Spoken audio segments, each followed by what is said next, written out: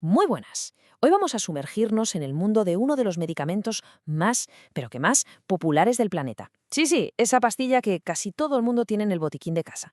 Esa a la que recurrimos para un dolor de cabeza, una torcedura, una contractura o, bueno, para las consecuencias de otras cosas.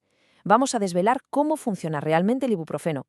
Seguro, segurísimo que esta frase le resulta familiar a más de uno. Se ha convertido en un dicho popular, casi en un meme. Y es que el ibuprofeno parece ser el remedio universal para recuperarse después de, bueno, una noche un poco más movida de la cuenta. Pero más allá de estas anécdotas, lo cierto es que es un fármaco increíblemente extendido en nuestra sociedad. Y aquí está la gran pregunta, el meollo de la cuestión. A pesar de que lo usamos con una frecuencia pasmosa, muy poca gente sabe de verdad qué pasa dentro de nuestro cuerpo cuando nos tomamos uno. ¿Qué es lo que hace exactamente? ¿Qué interruptores apaga?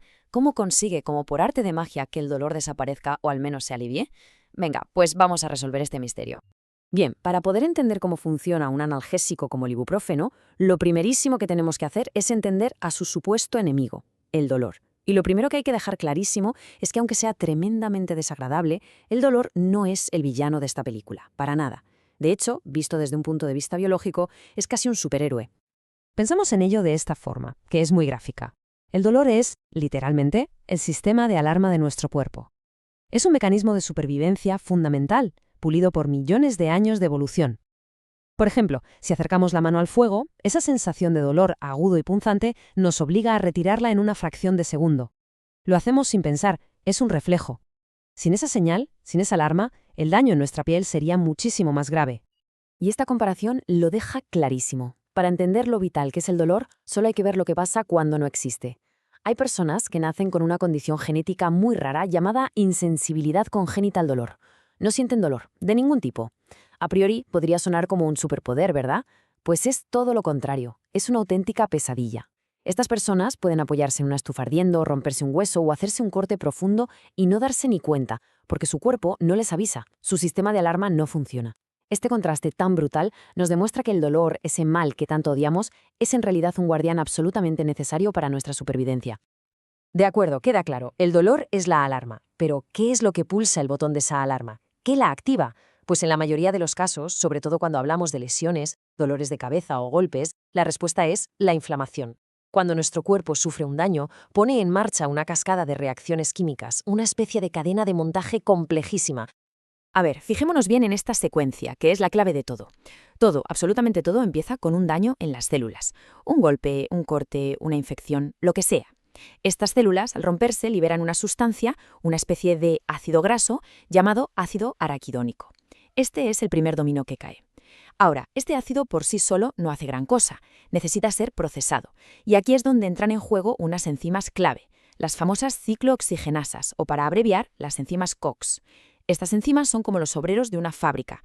Su trabajo es coger ese ácido araquidónico y transformarlo, convertirlo en otras moléculas llamadas prostaglandinas. Y son estas prostaglandinas, el producto final de la fábrica, las que actúan como mensajeros del caos, por así decirlo. Son las que viajan por el cuerpo gritando «Atención, aquí hay un problema», y provocan las señales de dolor, hinchazón y fiebre.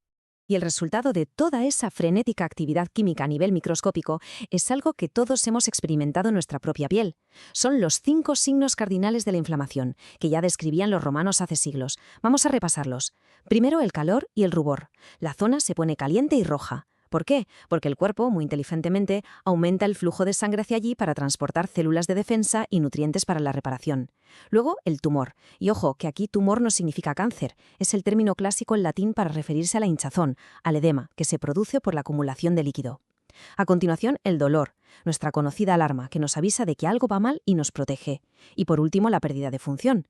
Si te tuerces un tobillo, te duele tanto que no puedes apoyarlo, lo que te obliga a mantenerlo en reposo para que se cure. Como vemos, todo este proceso, aunque sea muy molesto, es en realidad la brillante estrategia de nuestro cuerpo para protegerse y repararse. Y es justo en medio de toda esta locura inflamatoria, con las alarmas sonando a todo volumen y la zona de la lesión convertida en un caos, donde entra en escena nuestro protagonista. Si la inflamación y el dolor son el problema, el ibuprofeno es la solución que hemos diseñado para controlarlo. Es quien viene a poner un poco de orden.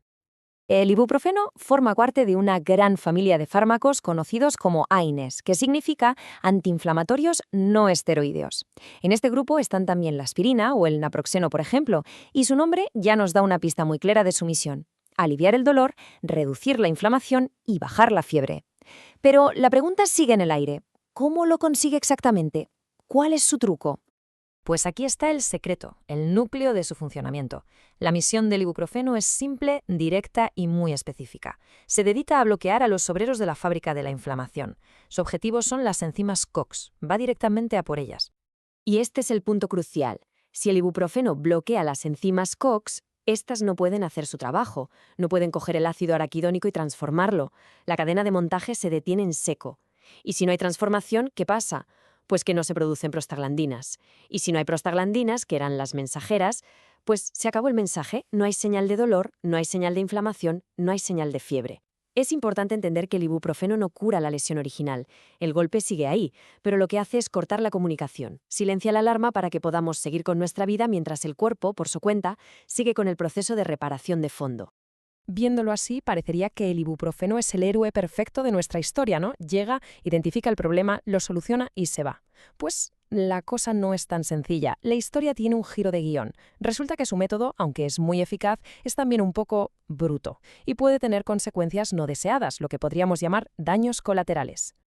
El problema de fondo es que cuando decimos enzimas COX, estamos simplificando demasiado. No estamos hablando de un único tipo de obrero. En realidad, en nuestro cuerpo tenemos dos versiones principales de esta enzima. Son como dos hermanas, la COX-1 y la COX-2. Se parecen mucho en su estructura, pero sus trabajos diarios son muy diferentes. Por un lado, tenemos la enzima COX-2. Esta es la que podríamos llamar la enzima de la inflamación. Normalmente está como dormida, pero se activa a lo grande cuando sufrimos una lesión o una infección. Es la principal responsable de producir esa avalancha de prostaglandinas que causan el dolor y la hinchazón. Así que esta, la COX-2, es la enzima mala en esta historia. Es el objetivo que queremos neutralizar. Y por otro lado está su hermana, la enzima COX-1. Esta es la enzima protectora o de mantenimiento. A diferencia de la COX-2, la COX-1 está siempre activa en nuestro cuerpo, trabajando en silencio, realizando tareas domésticas esenciales. Y una de sus funciones más importantes es producir otro tipo de prostaglandinas que son vitales para mantener intacta y saludable la mucosa que recubre las paredes de nuestro estómago, protegiéndolo de sus propios ácidos. Así que, como vemos, esta es la enzima buena, la que nos conviene tener de nuestro lado. Y aquí es donde se revela el gran dilema, el daño colateral del ibuprofeno. El ibuprofeno es lo que en farmacología se conoce como un inhibidor no selectivo. ¿Qué significa esto? Pues que su acción deseada, lo que nosotros queremos que haga, es bloquear a la enzima mala, la COX-2, para que pare el dolor. Pero, al mismo tiempo, sin poder evitarlo, también bloquea a la enzima buena, a la COX-1. Y al hacer esto, sin quererlo, reduce la producción de esas prostaglandinas que protegen nuestro estómago. Esta analogía es simplemente perfecta para entenderlo. El ibuprofeno no distingue, no tiene la finura para diferenciar entre COX-1 y COX-2. Para él son prácticamente idénticas. Es como un agente de seguridad un poco miope al que le dicen «detén a los obreros que están causando problemas en la fábrica». Y él entra y, como no ve bien, detiene a todos los obreros que encuentra, tanto a los que estaban saboteando la producción como a los que se encargaban del mantenimiento y la limpieza. El resultado es que el problema principal se soluciona, sí, pero a costa de crear otro. Y esto, precisamente esto, nos lleva de cabeza a una de las recomendaciones más universales y repetidas sobre este fármaco. ¿Por qué nos insisten siempre en que tomemos el ibuprofeno con comida o con un vaso de leche, o al menos con el estómago lleno? Bueno, pues ahora ya sabemos el porqué. No es una manía, es pura ciencia. Como el ibuprofeno debilita esa barrera protectora natural del estómago al inhibir a la COX-1, la comida actúa como una especie de escudo artificial. Proporciona una capa de protección extra que ayuda a que la pared del estómago no sufra tanto. Ese consejo tan común tiene, como vemos, una base bioquímica muy sólida. Ahora todo encaja. Así que llegados a este punto, después de haber desmontado pieza por pieza cómo funciona, la pregunta final es casi obligada. Ahora que conocemos su mecanismo de acción tan específico, su objetivo principal, pero también sus daños colaterales, ¿cambia esto la forma en que vemos esta pastilla tan increíblemente común? Ya no es solo un remedio mágico que quita el dolor. Ahora sabemos que es una herramienta bioquímica muy precisa, pero a la vez míope, que interviene en un equilibrio muy delicado de nuestro cuerpo. Una reflexión cuanto menos interesante para la próxima vez que tengamos una de estas pastillas en la mano.